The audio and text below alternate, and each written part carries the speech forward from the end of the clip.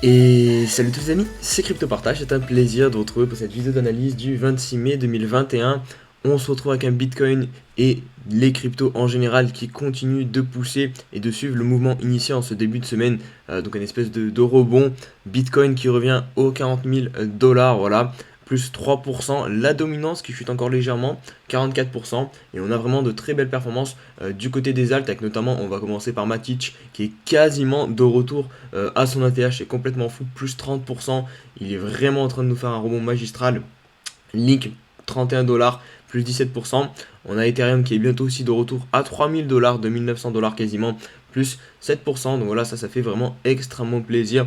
Le rebond qui est en cours. Maintenant, on va voir évidemment pas crier, sauter de joie trop tôt. Ça peut être juste un rebond. Ça veut pas dire que le bull run reprend directement, évidemment. Mais voilà, ça permet aux personnes qui souhaiteraient peut-être de sortir du marché, de pouvoir le faire, comme je vous le dis. Vendez par palier petit à petit si vous voulez vraiment sortir du marché, que vous avez été surpris par le crash et que voilà, vous avez peut-être trop investi de votre capital. Là, vous avez une porte de sortir pour pouvoir sortir plus tranquillement. Allez, on est bientôt 15 000 sur la chaîne, il faut faire péter cette résistance. Donc toutes les personnes qui ne sont pas encore abonnées, n'hésitez pas à le faire, vous êtes beaucoup à regarder mes vidéos sans être abonné. N'hésitez pas aussi à mettre un petit pouce bleu et un petit commentaire et à vous abonner à l'Insta, au Twitter et au Discord. L'Alcon Season Index qui est de retour à 90, donc joli rebond, il était tombé à 78 avec le crack du Bitcoin qui avait un petit peu aspiré les liquidités. Et finalement, là, on a une belle réaction du côté des alts avec ce retour à 90. On constate aussi, je voulais vous montrer ça, donc les top 50 des altcoins, enfin les meilleures performances des 50 meilleurs alts. Donc c'est Matic et le Telcoin qui sont au coude à coude avec 1000% sur les 90 derniers jours. Viennent derrière ETC et le Dogecoin à quasiment 600% eux aussi de performance encore.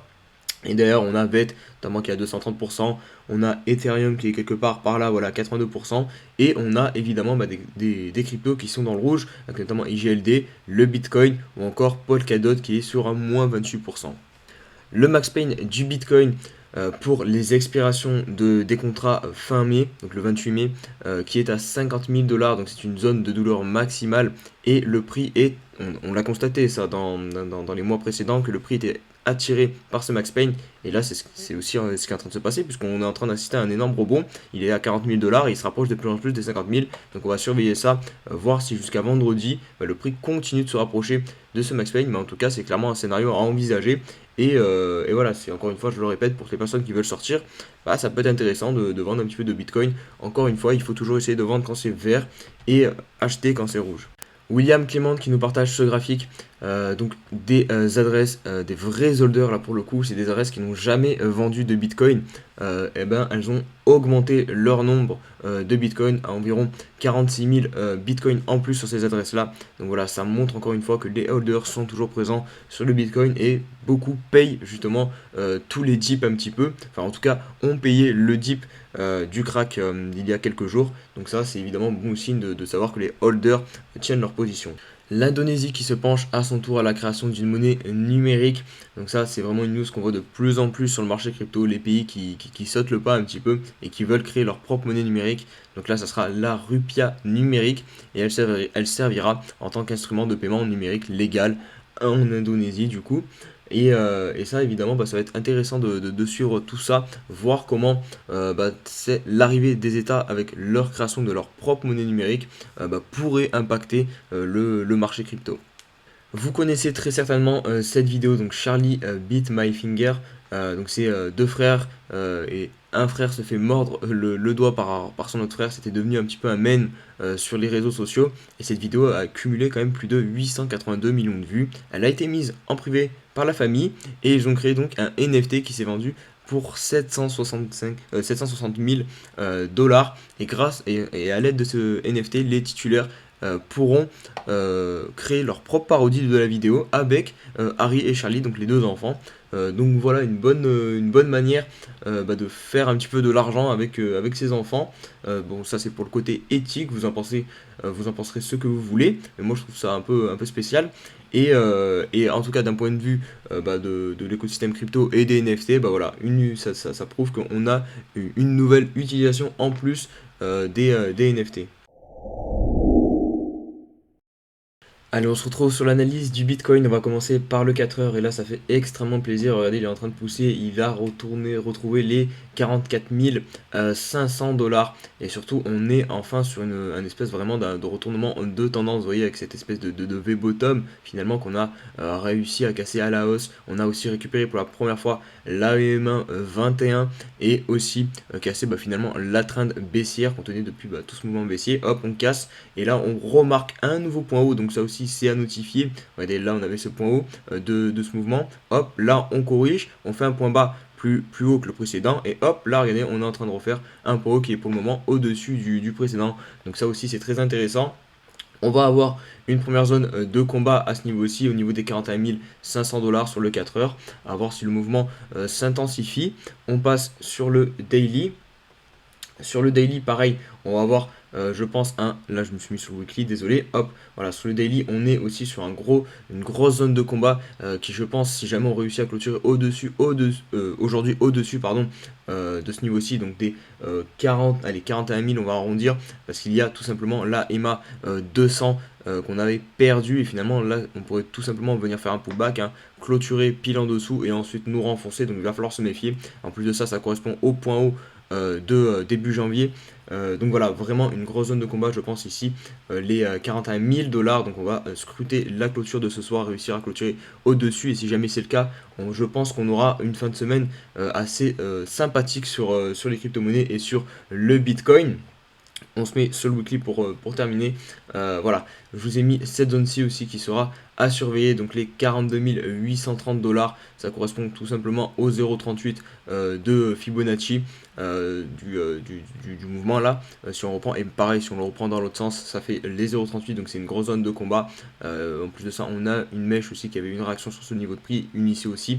Donc clairement, prochain objectif après les 41 000 dollars, je dirais sur le daily, ça sera de passer au-dessus peut-être des 42 800 dollars en clôture weekly, ça pourrait être intéressant. Et on voit qu'on a aussi la EMA 21 qui converge vers cette zone, donc pas mal de batailles à prévoir aux alentours de ce prix là.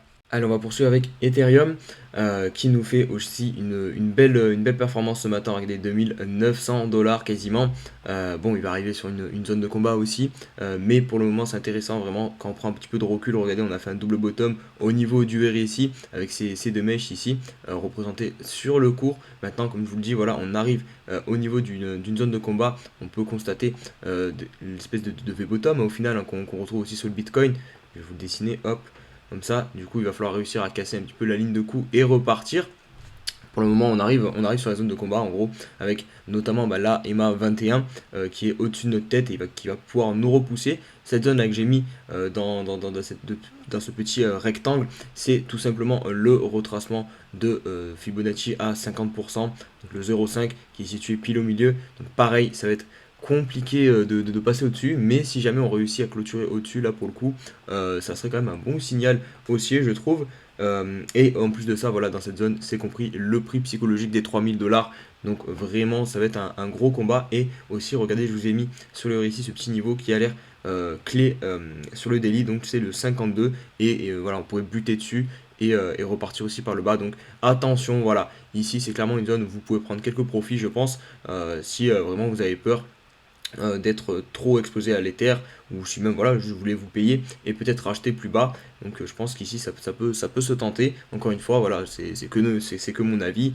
Faites vos recherches de votre côté, voilà, je le répète encore toujours parce que on sait jamais si des personnes me suivent aveuglement, ça serait un petit peu débile. Et je vais passer évidemment Matic Network parce que sa performance est vraiment remarquable et je pense qu'il faut s'y attarder un petit peu. Regardez, on dirait qu'il n'a pas subi de crack. Là, évidemment, je me suis mis sur le weekly, mais ce qui est fou, c'est qu'il va réussir peut-être à venir clôturer au-dessus de la clôture weekly du crack de la semaine dernière. Donc ça serait vraiment très intéressant. En plus, au niveau du RSI, on a hyper bien dégonflé. On est revenu chercher la zone de 70 à la limite du surachat. Maintenant, on repart. Donc on a de la marge pour remonter, évidemment. Sur le daily, voilà, je vous ai mis le petit Fibonacci de retracement et vous voyez qu'il a passé pour l'instant tous les niveaux, il reste juste le petit 0,78, mais ça m'étonnerait vraiment pas qu'on revienne chercher l'ATH. Après voilà, il va falloir se méfier de ne pas faire un double bottom, parce que là clairement il va y avoir une zone de combat, je pense qu'il va y avoir pas mal de personnes qui vont prendre des profits, toutes celles qui n'ont pas pu prendre de profit et qui derrière se sont mangé cette énorme baisse. Voilà, elles attendent au tournant, je pense, le retour du cours pour pouvoir récupérer un petit peu de profit. Donc grosse zone de combat à venir à ce niveau-ci, je pense.